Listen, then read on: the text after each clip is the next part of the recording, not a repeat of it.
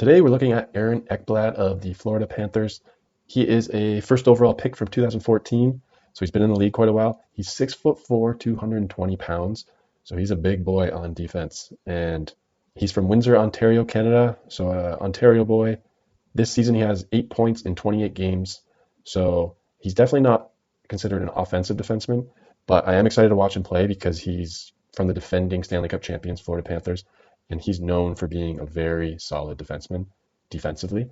He is -6 this year, which is kind of surprising. Florida's kind of just on the outside of a playoff spot, so they're not doing as good as you would think. They're up against Utah, and Utah is kind of in a similar position.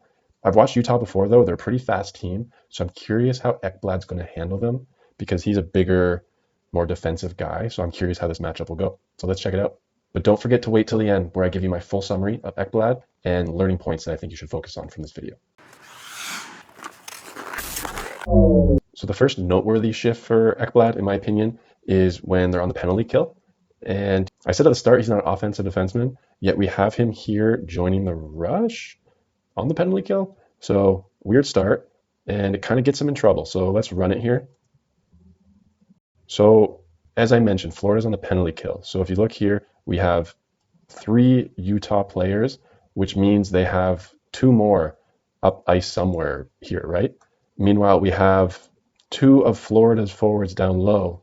So if you do the math here, there's 2 Utah guys somewhere up here and 1 Florida guy somewhere up here as well. So in my opinion, Ekblad has no business being up here, and he's about to get caught. So let's run it here and I'll show you what I mean. So yeah, there's the first forward, there's the second forward, and there's his D partner getting left to dry. So Ekblad's caught right over here, and as you can see, he just gets back. But that could have been bad, and in my opinion, he had no business joining the rush there.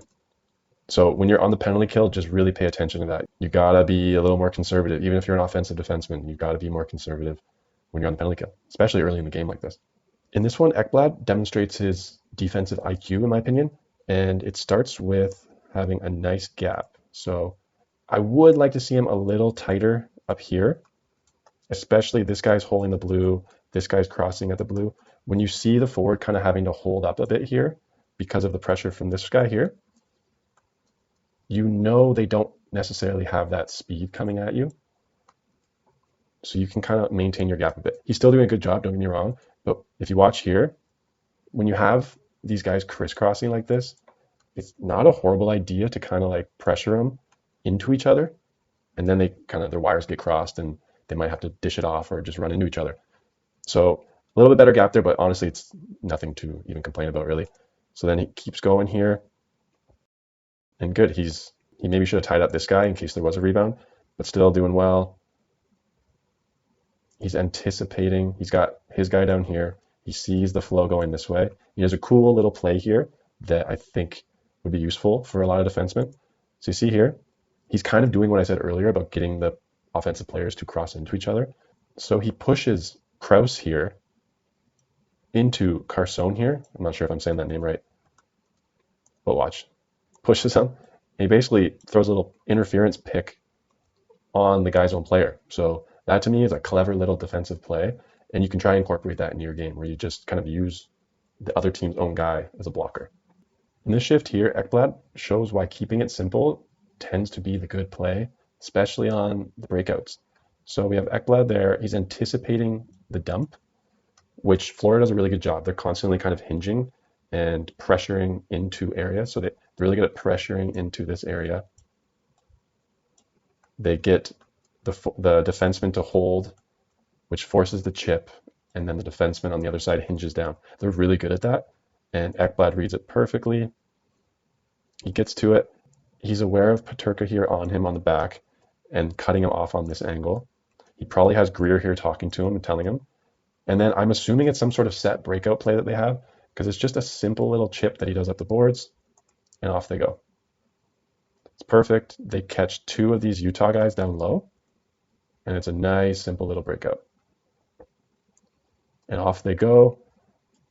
Only issue here is Ekblad is getting a little more offensive than he should be, again, just like that earlier shift. So if you watch here, his D partner, and again, I said it earlier, I think Florida does a good job of funneling the pressure and then holding. But the previous play, Ekblad was hinged back here, right? But this time, he's below his D partner, so he's caught.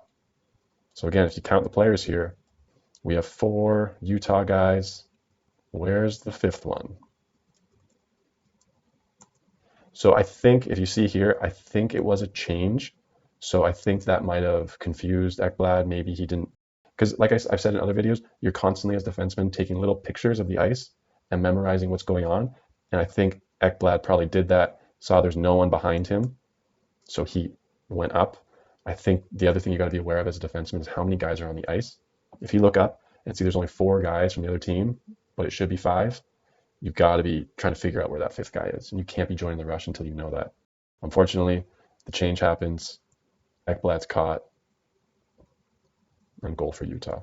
Ekblad in this one shows one of the more underutilized skills as a defenseman, and I think it's honestly one of the most effective things. And as a young defenseman, I really encourage you at the start of practice or at the end of practice, or wherever you can, to practice this play. I'll show you what it is. So nice play there. See how he's being aware of the ice. But the thing I want to show you here is he doesn't have much of a play. He's on his backhand, and he just does a high, see it? High flip. And it works out great. See how much of a cluster, you know what this causes? And boom, big hit. Ends up being possession for Florida. So the high flip is what you need to practice. Forehand, backhand, stationary while moving. Young defensemen need to practice this a lot. It will save you so much in a game. You'll be amazed. In this shift here, Ekblad gets burned. Utah, honestly, they have some pretty fast forwards. And we have Keller right here. And he is a fast little guy. So they're breaking out. And as I've mentioned before, Florida's pressuring. And Keller over here is breaking the zone.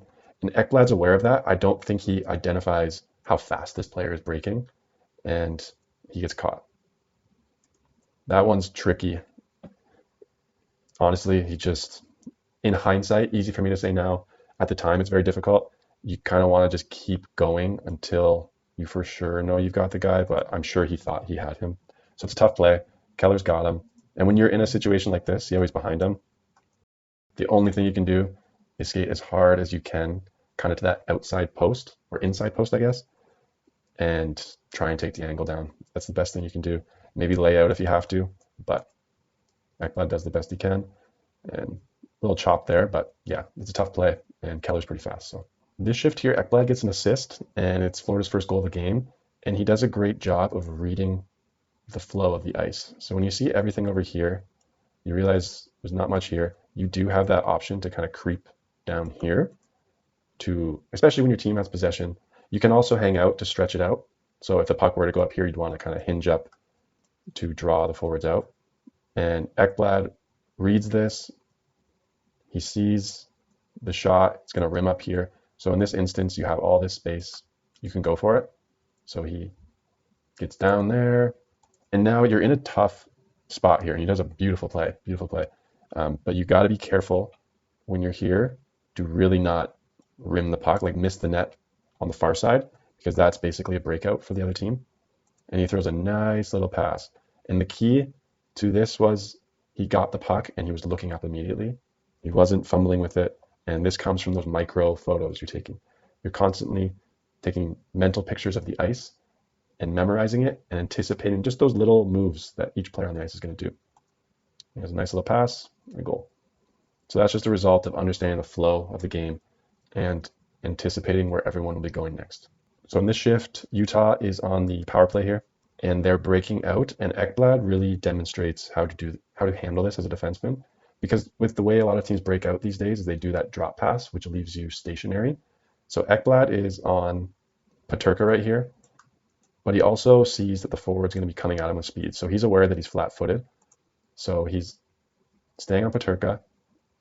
And then we have Keller. I'm sure he's learned his lesson now. But Keller's breaking at him. So at this point, he's not really concerned with Peterka's speed over here. He's concerned with Keller's speed. because Keller's the faster one and he doesn't want to be caught flat-footed or slower. So he's anticipating Keller's speed and playing that. And then his D partner does a great job of hinging down with them. So yeah, in these plays, you really want to try and anticipate that fast forward. You don't really care too much about that slow or stationary forward that's kind of holding the blue line with you. You have to gap to anticipate that forward with speed. And it works out great here. Pretty much as good as you can ask for. So that is how you handle those penalty kill break-ins or power play breakouts, whatever you want to call them. We fast forward a little bit now, and same shift and same penalty kill. And Ekblad here he's really good 5-on-5 at kind of being physical in front of the net and tying his guy up. But the thing on the penalty kill is you can't really commit to one guy because that will then leave someone open. So you have to be kind of playing everything like a 2-on-1. So he can't be fully committing to Schmaltz here. He needs to also be anticipating this pass, which will also have that pass. So he's kind of playing this 2-on-1 right here. And he needs to be aware of that and not commit fully to Schmaltz here. So you see how he's kind of committed there? He needs to take this pass away a little better. And you do that by anticipating that pass to, is that Keller, I think, in the first place. And yeah, that was a little more dangerous than it should have been. And you just got to be kind of playing that 2-on-1 from the half wall and then from here. So we're back 5-on-5, and 5-on-5 now you can commit to a guy. And Ekblad kind of forgets that, I guess. He has it come down here to McBain on the half wall. And here, especially the way he plays, I'd like to see him just take the body. This slows down the cycle when you take the body. Obviously don't get interference, but just finish your hit. And instead he kind of lunges, and that lunge gets him slightly out of position on McBain. And McBain, he kind of had a step on him. He gets back in positioning, but if he didn't lunge, he would have been able to continue facing McBain, which would allow him to tie his stick up. He's kind of in an awkward position now. See how he's kind of trying to look over his shoulder at him? Where if he just finished that hit, McBain wouldn't have been able to join the cycle like he is. And I gotta be honest, that is a pretty nasty little pass. And McBain does a good job of kind of seeing that. But if Ekblad just finished his hit earlier in that shift, it would have eliminated that whole play to begin with. So this one's just to show, again, why gap control is important, but also why everyone needs to be aware on the ice of why gap control is important, forwards included. So Ekblad here, he's doing a great job of holding the zone. Little chip up, doesn't get through, but I honestly like the play. Forsling maybe should have been yelling for the D-to-D. Maybe he was, maybe didn't hear him. But he still holds the zone, which is great. He's kind of covering two guys right now. And that forces Utah to chip it in. Forsling should be reading this pressure as a good D partner does. And then Verhaeghe's got to be aware of this. Because right now we have two guys here, and that's essentially for Forsling and Ekblad. And then Verhaeghe should have this guy. So the forwards need to be aware when the defenseman's holding the zone as well. So it comes down. Forsling maybe should have jumped a little more aggressive, but to see what happened here, Verhaeghe got caught watching the puck. And now there's a guy breaking. He has a step on him and almost a goal. So Ekblad made the right play there, and Forsling should have anticipated it more, and Verhaeghe shouldn't have been caught watching the puck. That's a common issue with back-checking forwards, and something you need to be aware of, I guess, as a defenseman. So I don't think Ekblad's the most offensive defenseman by any means, but he's very, very smart. I think he's very good at reading the play. He does a great job here of anticipating. So just by holding a good gap here on Tanev, he's right over here. He's holding a good gap, which allows him to anticipate this and pick off this pass. And then as soon as he gets it, he notices these guys are changing. And a change in the second period is very crucial to execute well because you are the far end of the ice. You switch ends, so you can get really stuck out there. So Ekblad identifies this, makes a little dangle here, which is a little bit ballsy. Beats three guys, so that's great. Be careful of that though. And now, so instead of dumping it, delaying like he did there is allowing Florida to maintain possession. If he just got the puck and kind of chipped it in, he realized all his players were changing. This could be a quick breakup for Utah. So this was a really smart play, and it shows really high hockey IQ. Doesn't get much of a shot off here, but overall, it's a very intelligent play. He had a good gap. He identified that his team was changing, identified that he didn't want to dump it in and just turn it over because of that quick break, and he bought time, and it was a really nice play. So I've been saying it already. I think Ekblad's great in his own zone. He has very good defensive IQ, and he has a really good presence in front of the net. But here he's back battling with McBain. And McBain's a big guy. So right here they're battling. And he's doing a good job of sticking on him, but he's doing this little play where you kind of stick your stick between the legs, but also tie up the other player's stick. It's hard to really see here, but it's a nice little play on a rush when the forward's coming at you. But in front of the net, you can get yourself in trouble because you could possibly get a tripping call. But the player can't get, see how he got his stick out from there? And now Ekblad's stick is kind of caught, which makes it hard for him to tie up. So yeah, see how his stick's still caught here? That is what ends up leading to McBain having his stick free. See that? Where when you're in front of the net, you've got to use two hands to tie up the forward's stick. Doing that little one hand thing on a rush can be affected, but in front of the net, it's going to get you in trouble. And that's what got Ekblad in trouble here. So we've got Florida back on the penalty kill. This is a very common play defensemen do, and I don't necessarily think it's the best play. So Florida wins the draw here, and it goes in the corner. So Ekblad has the puck now, and Utah's defenseman here, he's anticipating a rim around the boards immediately. You can see he's going there. And honestly, most defensemen in this situation are going to know this is going to be a rim. So either Reinhart needs to book it here, but in my opinion, the better play is a light chip here with Reinhart going down. It's kind of worst case scenarios, it ends up in the same situation, but I think the odds of getting the puck out are a lot higher. So just that rim isn't necessarily the best play in this position, in my opinion. And yeah, Utah maintains possession. Just want to show you guys one more high flip. Ekblad is really good at it, and I love it. It's such a simple play, but so effective. See how perfect that breakout was? Younger defensemen, I really encourage you to practice this. And again, in all scenarios, moving forward, stationary, skating backwards, forehand, backhand, it can really save your butt in tough positions. And it honestly can lead to a lot of really nice breakouts. I just want to show you guys this shift because for younger defensemen, I don't want you guys to be afraid to tell your teammates you want to change. See Ekblad here, he's talking to his teammates saying, someone come take the puck, I want off. And again, as a team sport, get your ego out of the way and don't be afraid to say that to your teammates because we want everyone to be fresh on the ice and we don't want anyone to be tired and be a liability. So Ekblad's talking to his teammates there. He's saying, I want off the ice, take the puck, dishes it, and he's going to the bench. So just want to throw that in there for you guys to really be aware that NHL players are always talking and they're not afraid to say, I need to change. This play here leads to Florida's game-winning goal. So it ended up being 4-3. And I don't think Ekblad gets as much credit as he should for this play. So if you watch here, see how he's doing a little fake, like he's going to go Forsling here? And Reinhart does a nice job of causing a little bit of interference. But that little fake, and then Reinhart just spinning off here, and that little dish, I don't know if it was a set play or what, but to me that's beautiful. Because when you're up in this part of the ice as a defenseman, a shot through here is really tricky to do. And if you do miss, it's going to wrap up the far side, and these guys are going to be breaking. And you and your D partner are going to be kind of flat-footed here. So a nice little chip into this area, or a D to D pass to get a better angle, and to spread everyone out a bit is the most effective play. And Ekblad did that beautifully. Reinhart throws a nice little pass, game-winning goal. So not that much credit going to Ekblad, but I think that whole play stemmed from Ekblad's smart decision at the point. So overall, my thoughts on Ekblad is that he is a very, very solid defenseman. I like how he is just all over the forwards in the defensive zone. In front of the net, like as a forward, that would be horrible to be in front of the net with someone like that. And I think he's a big reason why Florida is so effective in the playoffs, because you have to play against that guy night over night. And as a defenseman, I think that's very important to play like that. You got to make it so the forwards don't really want to be in front of the net with you or in the corner with you.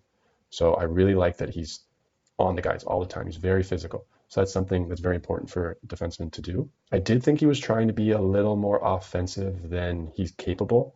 And I thought Utah's speed was giving him a little bit of trouble.